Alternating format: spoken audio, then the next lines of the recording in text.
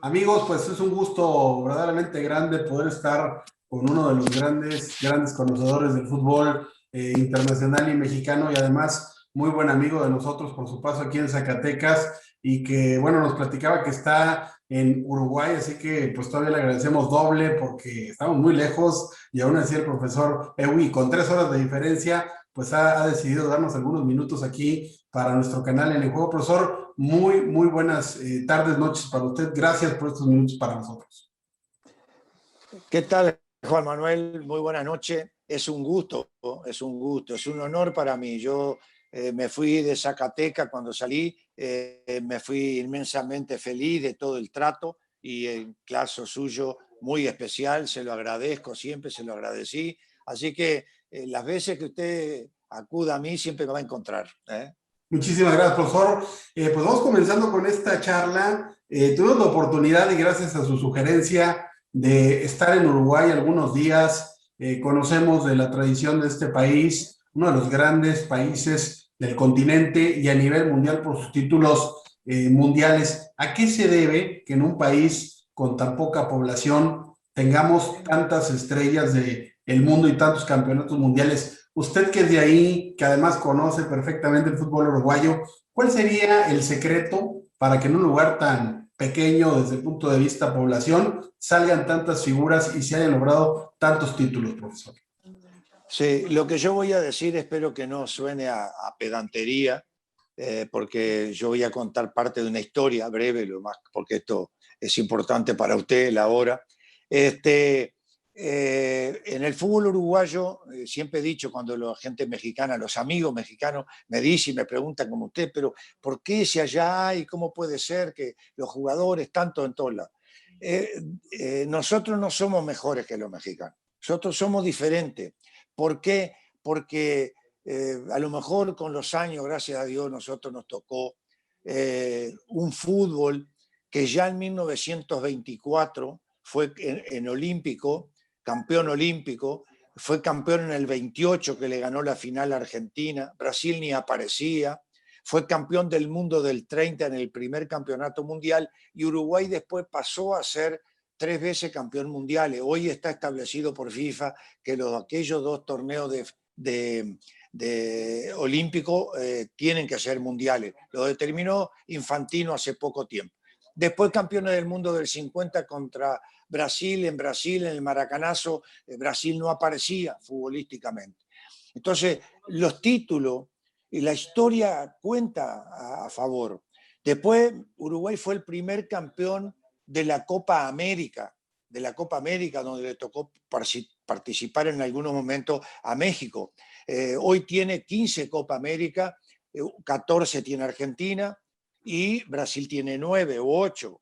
O sea, tampoco pica en esa Copa América porque ahí la competencia es cerrada para todo. Después fueron los uruguayos primeros campeones de la Copa Libertadores de América. Entre Peñarol y Nacional llegaron a 10 Copas Libertadores y perdieron finales también, muchas finales. Los otros días leyendo el Nacional de Montevideo, la palabra hincha, y el hincha nace en Nacional de Montevideo, nace en Uruguay, porque había un señor que era el masajista del equipo de Nacional y él estaba en el Parque Central y su voz era muy fuerte, le decían el gordo, era un hombre muy grande, y él gritaba, vamos Nacional, y gritaba Nacional. La gente, en aquella época, Juan Manuel, usted muy joven, la gente que iba al estadio, era una gente que iba como en Europa, bien vestido, iban a veces de sobre todo de abrigo cuando era la época del invierno, no se oía una palabra, todo el mundo serio viendo los partidos. A medida que fue pasando, este señor seguía gritando. Y bueno, y la gente llegaba al estadio y lo único que decía era, mira, ahí está el hincha, porque además inflar los balones significa hinchar los balones. Entonces él era el que hinchaba los balones para jugar y entonces decía, ahí está el hincha, por lo inflaba los balones, ahí está el hincha. Y hoy quedó en la historia que después siguió Argentina y siguieron todos los demás en el mundo. Entonces lo que le quiero decir es, ¿por qué? Porque es un país chico, porque los futbolistas que nacemos ahí, que jugamos con grandes carencias, iniciamos con grandes carencias en los departamentos, en los estados, para ustedes, en los departamentos, y se juega mucho fútbol, es solo fútbol. Hay básquet y hay boxeo, y había muy buen boxeo antes, pero, o ciclismo, y ahora en remo calificaron para las Olimpiadas, pero el fútbol es el número uno, y hay una historia atrás tan grande que a todos de alguna manera nos impulsa, que cuando llegamos a jugar en la primera división, cuando yo jugué en Nacional, después que debuté, que tenía 20 años, en 1967, dije, ahora me tengo que ir, y ahora me tengo que ir. Después de ese pasaje de Nacional, Defensor, Cerro, me fui a Argentinos Juniors de Buenos Aires. Ahora me tengo que ir de acá. Me fui a México. Hoy hace 49 años que estoy en México. Entonces, así pasa con todo. Suárez no regresará nunca. Estará en Barcelona siguiendo a una novia que tenía acá, que se fue a España. Él le tocó ir a Bélgica, a Holanda, de ahí fue al Liverpool, después buscó siempre hasta estar en España, donde se vuelve a reencontrar y se casa con ella, ¿no? Entonces, esa es la historia del por qué trascienden y la necesidad económica de salir para poder tener una mejor remuneración. En Uruguay es imposible que alguien gane lo que se puede ganar acá y en otras partes del mundo. Es más, creo que hay, excepto Nacional y Peñarol, los demás equipos, muchos de los futbolistas que juegan en Danubio o en Defensor o en Cerro ganan menos o ganan más yéndose a Honduras o yendo a Costa Rica y otros países de Sudamérica. Profesor, y en ese apartado de grandes estrellas del fútbol de Uruguay, pues a mí me saltan tres nombres a la mente. Seguramente usted tendrá más que los que yo pueda aportar, pero de Francescoli, Forlán y Luis Suárez, con cuál de los tres se quedaría? ¿Cuál diría usted que es la más grande estrella del fútbol uruguayo si solo esos tres pudieran contender por ese galardón? Bueno, yo le puedo decir que hubo grandes futbolistas uruguayos. Juan Alberto Schiaffino, que jugó en el Milán de Italia durante muchos años, fue campeón del mundo, ganó todo con Peñarol, ganó todo con Uruguay, con las Copa América, la Libertadores, se fue a Italia. En aquella época, don Juan Alberto Schiaffino, siendo de Peñarol, que a mí me tocó recibir un homenaje que le hicieron en el Museo de Pachuca, allá donde Salón de le la Fama. tocaba a él, en el Salón de la Fama, no decía museo, en el Salón de la Fama, gracias. Me tocó recibirlo. Juan Alberto fue un grande. Aquí son tres jugadores que no vale, como decía Eduardo Galeano. Oiga, usted, ¿quién es mejor, Messi o Maradona? Y entonces él decía, yo les voy a contestar lo que le pregunté una vez a una viejita de 85 años. Oiga, señora, ¿usted qué cree? ¿Qué es mejor, Messi o Maradona? Y la señora le dijo, ¿por qué siempre andan comparando? ¿Por qué siempre andan comparando? Le dijo la señora. Bueno, acá se presentan varias cosas. La clase de Francescoli es una clase muy fina, que fue primero que todos los otros dos mencionados. Un jugador fino, con una enorme clase, como lo digo, virtuoso, talentoso, que ganó en Francia, que ganó en Italia, que ganó con River todo, salió del equipo de Wanderers de Uruguay. Y él fue, yo diría que un hombre de talento y de muy fino, sin necesidad de los traslados que ya vivía en ese momento, de ese rendimiento, de tener que hacer un gran esfuerzo físico, que había que matarse y había que entrenar tantas horas. Eso le aconteció a Forlán. Forlán se fue haciendo. Su papá fue un extraordinario futbolista. Somos de la misma ciudad, de la ciudad de Mercedes, junto con Roberto Matosa, y nosotros iniciamos. Ellos fueron a Peñarol, yo fui a Nacional. Y Pablo jugaba en Peñarol de lateral derecho, le tocaba marcarme a mí.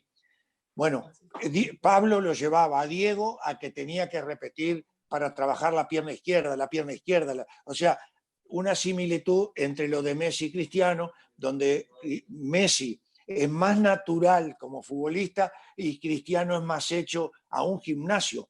Pero los dos son dos monstruos, dos grandes futbolistas.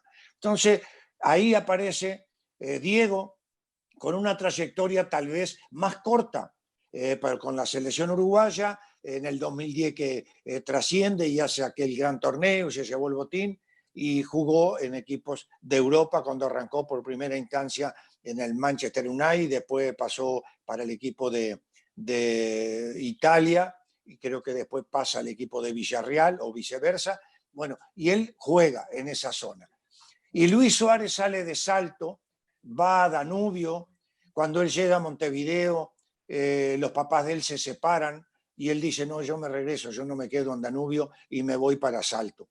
En Salto ya al poquito tiempo dijo, bueno, me mandaron buscar de nuevo e inicia en Danubio, después pasa a Nacional, en Nacional hace grandes torneos, Nacional lo transfiere a Holanda, hace torneos, se formó futbolísticamente, como lo dije, en ese lugar donde la formación, los holandeses serían los uruguayos en Sudamérica, los holandeses en Europa, los formadores para surtir a las demás selecciones o a los demás equipos del mundo con jugadores de gran clase.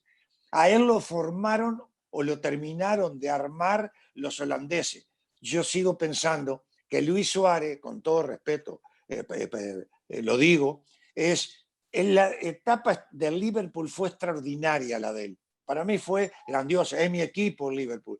Y creo que para mí fue lo máximo. Sin embargo, hoy la historia en el Barcelona lo pone junto con Messi, que entre los dos han hecho más goles que todos los otros equipos, que Suárez ha tenido que darle más, lo ha hecho jugar, ha propiciado más pases de gol para Messi que los que Messi le ha dado a él.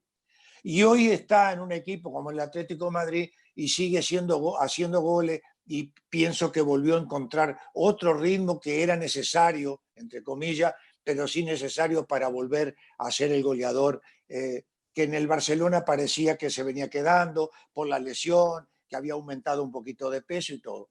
Yo no me atrevería a decir, como dijo Eduardo Galeano, no se vale comparar, cada quien con su característica. Yo, si me preguntas poniéndome en primera persona, para mí los tres son extraordinarios, con su virtud y su defecto, pero con una cualidad de los tres que es su honestidad en el campo de juego para su entrega, el disfrute que tienen en el campo de juego, que disfrutaron como niños y terminaron y buscan siempre estar en el juego como si fueran niños que están empezando y que tienen esa calidad que los ha hecho trascender en el caso de Suárez de Salto, en el caso de Diego que empezó en la Argentina Independiente, porque Pablo era yerno del Nino Corazzo. El Nino Corazzo fue un gran jugador de Uruguay, jugador en Independiente, campeón con Independiente y como entrenador, lo lleva a Diego, lo llevan ahí, como él es justamente Forlán Corazzo, y de ahí también trasciende para ir a Europa, de esa parte, y Francescoli es el que sale directamente de Montevideo para Europa. Pero Luis Suárez, yo lo veo y escuchando además con mucha atención todos sus conceptos, profesor, como el futbolista a lo mejor tipo de Uruguay, porque además era un jugador o sigue siendo un jugador tremendamente competitivo, es decir, que jamás en la vida regaló nada, inclusive con el Atlético de Madrid. Hace parecer como que el Barcelona cometió el más grande error de los últimos años al dejarlo escapar, ¿no? Aquella jugada muy polémica también en el Mundial donde se lanza para evitar un gol. Es decir, Suárez yo creo que no le gusta perder en nada, ¿no? Ni en las canicas. Claro, si vamos, estoy de acuerdo, Juan Manuel, si vamos en el rendimiento de lo que persiste todavía de él, por eso digo que él tiene más continuidad, yo también dije, pero ¿cómo Suárez se va a ir del Barcelona? Hoy va a llegar, no llegó hoy, lo vi al partido, pero va a llegar a los 500 goles y va a rebasar grandes cosas.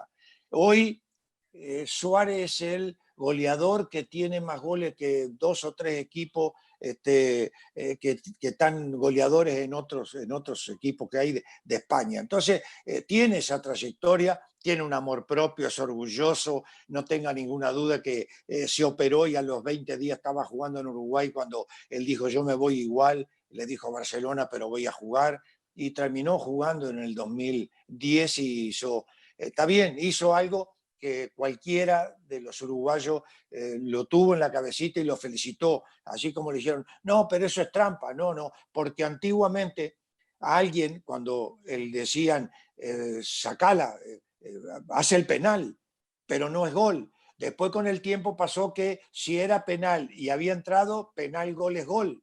Sin embargo, en aquel momento era penal, pero no entró. Y el último recurso, pero ese último recurso lo llevó a estar en el cuarto a nivel mundial, que incluso contra Holanda recibió él y Arévalo Río y varios, muchos golpeos en el campo, abajo, en la parte, tobillo, por todo el lado, sino yo creo, y más él suspendido para jugar ese partido, para haber podido ir a la gran final del fútbol de mundial del 2010. Profe, siguiendo adelante con la charla y con los temas que teníamos yo ya aquí preparados para que usted nos diera un poco de luz y su opinión. El tema del creativo, el tema del 10, muchos años estos jugadores eran los más espectaculares, los más seguidos, pero paulatinamente se han ido evaporando este tipo de jugadores y cada vez tienen menos oportunidad en el campo. Se acabó ya la era del creativo, talentoso, jugador que prácticamente se dedicaba solamente a generar, o es simplemente una especie como de bache y después veremos surgir nuevamente jugadores en esta dinámica, en esta posición en el campo. Yo creo, Juan Manuel, que el talentoso, ese famoso 10, yo jugaba de 10 cuando inicié, me encantaba jugar de 10.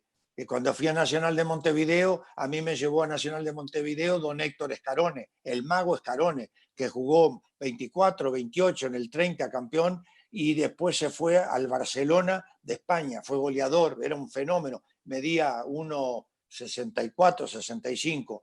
Él me lleva a Nacional y me acuerdo que me dijo, ¿de qué jugás? Le digo, juego de 10. Bueno, mira, vas a ir a Nacional. Yo te vine a ver, vas a ir a Nacional. Pero vas a jugar de puntero izquierdo. En Nacional hay 3 números 10 que tienen el control. Decía Ollarvide, el Tornillo Viera y Víctor Espárrago. Y en la punta izquierda solamente está Julio César Morales, Cascarilla Morales. Muy bien, y te voy a decir algo. En el mundo hay 2 cosas que no existen: puntero izquierdo y democracia. Así que hay que ser puntero izquierdo. Vas a tirar 10 centros a la carrera, si la pones al centro delantero y no es tonto, va a ser 2 goles, pero el mejor jugador del campo vas a ser vos. Eso no tenga ninguna duda. Y de ahí no dejé de jugar, que dije, ¿de qué juega? Me dijo don Nacho Trelle cuando venía a Toluca. Juego de win izquierdo. Y me dijo, ¿en otra posición? No, ninguna otra. Solo puntero izquierdo. ¿Qué pasa aquí, Juan Manuel? Que hoy el futbolista de talento se ha tenido que acomodar también a que utiliza parte ahora sí de su físico, porque hoy es más físico y es una manera de evitar que sea encimado, que lo marquen más. Pero sí hay jugadores con gran talento que también existen en México, que tienen que jugar a otro ritmo, porque antes decía, el que tiene, cuando el talentoso tiene la pelota, se tienen que mover todos los demás, porque él sabe dónde la va a tener que poner. Entonces, hoy no, hoy yo creo que a nivel mundial los grandes futbolistas, Messi sigue persistiendo y está y seguirá siendo él esa clase de futbolista que estaba hablando Juan Manuel, pero hoy se ha hecho más versátil y le puedo decir que hay momentos que jugadores que pueden ser defensivos o en el medio campo o en ataque por fuera o media punta, que tienen las características para poder meter un par de pelotas en profundidad y ser determinante. Y lo vemos en Cruz Azul. El Cabecita, si tiene que tirar, lo hace. Romo, si tiene que hacer una gran jugada y llega y pisa el área. Y Pineda pisa el área. Y vemos a mí, me gusta Antuna, y Antuna si tiene ese desborde y va a jugar. y tienen el Tecatito. Sí, el Tecatito tiene que adaptarse a jugar en Portugal, en un fútbol que también es de gran tecnicismo, que juegan, pero todos tienen que luchar y participar. Yo creo que todavía existe, y a lo mejor yo no creo que el fútbol retroceda. El fútbol irá encontrando lo que usted quiere, y que yo también digo, ojalá empecemos a ver nuevamente aquello que también nos hacían disfrutar, que cuando agarraba la pelota enmudecía cualquier estadio, ¿no? Profe, vamos pensando que no hubiera técnico en la selección mexicana, que estuviera vacante el puesto y que a usted le dijeran, profe Edwin, recomiéndenos a uno de los técnicos mexicanos para el Tri. ¿Qué técnico le gusta para la selección mexicana de fútbol que fuese mexicano, de lo que conoció aquí en nuestro país? No, bueno, conoceré porque sigo, ahora ¿Sí? estoy de paseo. Y a veces nos ponemos a mirar los técnicos que pueden ser, pero yo me quedaría, definitivamente, yo me quedaría con Tuca Ferretti. Yo creo que Tuca, hoy está Javier Aguirre también, puede ser que aparezca en un momento dado, sí puede ser, pero ya lo fue. Tuca dijo un día que no podía ser el técnico. A mí me parece que, de acuerdo a lo que veo, Bucetich que ya ha estado, hoy está en el equipo de Chivas. No me sorprendería por la trayectoria que hizo en España, que Nacho Ambriz también puede ser un candidato. Él puede ser uno de los candidatos. E indudablemente, yo recuerdo, él se equivocó, pero no dejaría de pensar que Miguel Herrera puede ser también técnico de la selección de México. Perfecto, profesor. ¿Qué le ha parecido la aplicación ya en la realidad, digamos, ya no en la imaginaria, el debate de toda la vida de si el fútbol se adecuaba o no al tema tecnológico? Ahora ya lo estamos viendo plasmado en la realidad. Estamos viendo semana a semana las polémicas en todas las ligas del mundo, en todos los torneos internacionales. ¿A usted, de tantos años en el mundo del fútbol, le gusta el VAR? Posiblemente haya habido, Juan Manuel, alguna discusión en los inicios, se fue cortando, le fueron buscando la vuelta, creo que lo fueron ordenando. Creo que don Arturo Bricio también tuvo que prepararse mucho, porque parecía en un momento dado, en aquellas grandes equivocaciones que había, o que aún con el VAR, como que había un ordenamiento directamente del VAR a lo que debía de hacer el árbitro. Y yo sigo pensando que el árbitro es la máxima autoridad, y el mismo VAR le puede informar los del VAR, pero que la decisión de último momento la tenga definitivamente el árbitro. Aunque le digan, pero ¿qué vos viste? Sí, que no estoy diciendo que él vaya en contra del VAR, pero que en un momento dado diga, bueno, está bien, me lo estás viendo en 5 repeticiones, pero si yo trato de ser justo y veo que no está tan determinante la acción, yo quiero tener el derecho de decir, este penal no es penal, o esta jugada sí es penal, o esta es expulsión, porque si no, habían acontecido también, Juan Manuel, aquellas entradas a destiempo donde pisaban a uno, pero porque el pie se va o se resbala, y decía expulsión, y se había venido muy rápida la tarjeta para las expulsiones porque el VAR estaba cantando.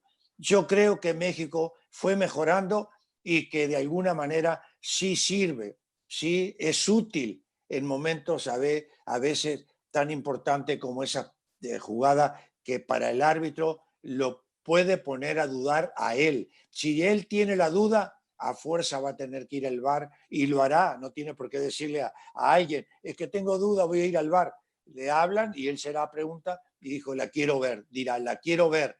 Y si le convencen que lo que él vio, podrá cambiar la decisión. ¿Le gusta el actual Toluca de Cristante? ¿Cómo siente este equipo en el actual torneo, profe?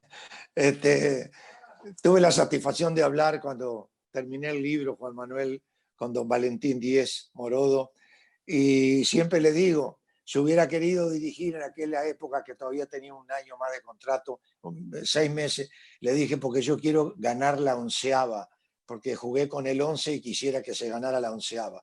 Y lo van a conseguir, le digo yo, van a conseguir. Yo creo que Hernán maduró mucho, él era uno de los que más respingaba contra el árbitro, estaba y declaraba y todo. Hoy está sereno, hoy está tranquilo, hoy se nota que el plantel está trabajando a gusto con él, aparece Canelo. Si Estrada no es goleador es porque él no es tan certero, pero es un hombre muy útil.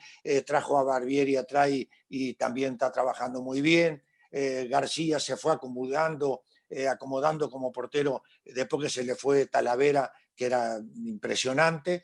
Y entonces fue encontrando y fue armando un equipo que ahora le cuesta a los demás equipos ganarle. Ya no es tan fácil ganarle en la Bombonera como había pasado incluso con él. Yo lo veo bien, yo lo veo al equipo de Toluca, posiblemente visualizando la posibilidad que hay una final, ¿por qué no pensar que Toluca contra Cruz Azul podría repetirse una o dos veces como ya ha tocado como una final? Lo veo bien a Toluca, Juan Manuel, y creo que Hernán está bien y está pasando por un gran momento ahí. Profe, todas las noches le prendemos a la televisión y vemos línea de cuatro, vemos fútbol picante, vemos la última palabra y no está el profesor Eugui. Es como tener a Maradona, a Messi por ahí sentado en la banca. ¿Por qué no está usted en los programas de análisis nacionales donde estuvo mucho tiempo, sobre todo con Francisco Javier González? ¿Qué ha pasado en la carrera de Héctor Hugo Eugui como analista de fútbol en la televisión? Bueno, yo de cualquier manera solito agarré y empecé, dije, bueno, voy a hacer un programa, lo tengo en el Face, pero no tiene nada que ver con lo que hacíamos allá, que hacíamos táctica fina, que fuimos al 2002 con DirecTV, con esa parte que me correspondía, más los análisis, con Francisco Javier González transmitió él y yo analicé la final de Alemania-Brasil en aquel campeonato de Brasil, y en el 2006 me tocó. Hubo un movimiento en Televisa, Juan Carlos Rodríguez, que era compañero también, porque hoy es el dueño y patrón de todo eso. Juan Carlos me llevo extraordinariamente bien, pero me parece que la televisión, y ahora siento que ha vuelto a removerse las aguas, porque veo algunos otros en línea de cuatro, otros que volvieron a aparecer en la transmisión de los partidos, y cuando digo otro, digo gente de experiencia que antes hubo y lo habían sacado y hoy como que están regresando. A mí me dio gusto que apareciera Juan Dosal, que también es un hombre que tiene mucha sabiduría y jugó y tuvo muchísimos años. Entonces, es eso, posiblemente en un momento dado empezaron a aparecer gente muy joven, que estaba en el medio futbolístico, a lo mejor no tenía más trayectoria, hay unos extraordinarios que están en los diferentes lugares, ¿por qué no pensar y dónde está Borghetti, dónde está el Chiquini, dónde está Roberto Gómez Junco, extraordinario también, y junto con los periodistas de gran nivel también. A veces son situaciones que se dan, yo hablo con Francisco, le pedí que me hiciera el prólogo del libro, lo hace con gusto, nos llevamos extraordinariamente bien, bellísima persona, y no me ha tocado. Yo también digo, me pongo en primera persona, como le he dicho muchas veces, como decía María Félix, mejor hablar bien de uno que mal de los demás.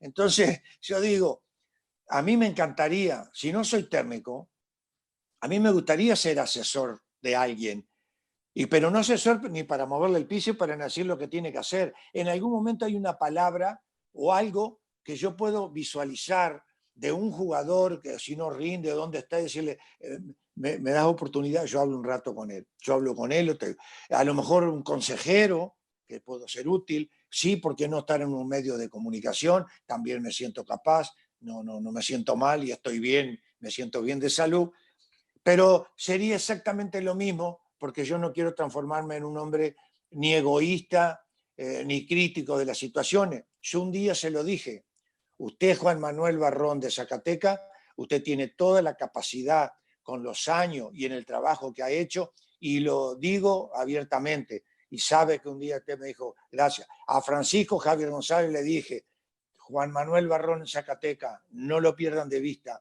hablen con él. También debe de tener esa oportunidad. Nunca hay que dejar de intentar lo que uno siente, lo que uno puede hacer. Y uno tiene que seguir creciendo.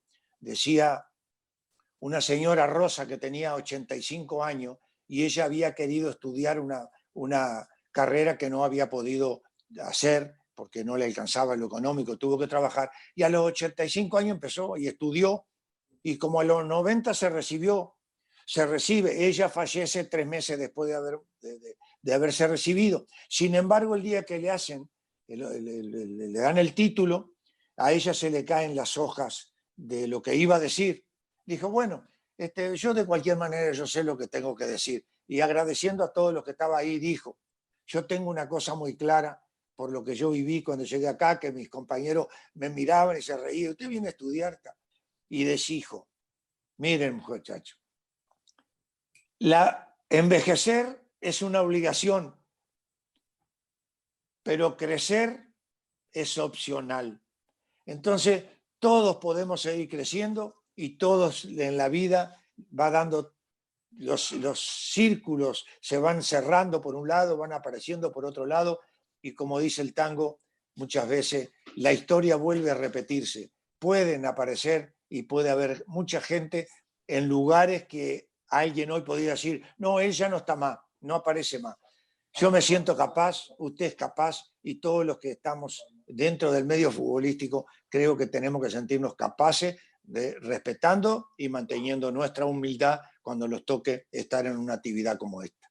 Profe, finalmente, ¿qué le ha dejado todo este año de pandemia? ¿Cuál sería la reflexión más grande que le ha dejado a usted este momento tan complicado que ha vivido la humanidad? A mí me parece que a veces son, así pienso, movimientos de la naturaleza. La naturaleza se enojó, la naturaleza dijo esto no puede ser. Hubo mucha gente que desde el inicio se aferró también a eso, decir, yo creo que esto va a ser para bien, nos va a hacer cambiar al ser humano. El ser humano había pasado ya, o ha pasado, tendrá que ir alejándose de ello, de que lo más importante era tener y no ser. Se fueron perdiendo los valores, Juan Manuel. A usted con muy fácil alguien viene y está, y un jovencito viene con usted. Yo no digo si estará bien o mal, yo le digo lo que a nosotros nos inculcaba. Y con facilidad le dice, oye tú, Juan Manuel, ¿por qué no vas? Y me decís, no, no era así. Entonces siempre hubo respeto, siempre. No, los papás hoy quieren que los maestros sean los que eduquen a su hijo. Y la educación se mama en la casa, la educación en la casa. En la escuela los maestros le van a dar geografía, matemática, le van a corregir la ortografía, español bien hablado, le van a dar otras cosas. Entonces yo creo que hoy hay una sacudida muy grande que nos obligó a pararnos, nos paramos.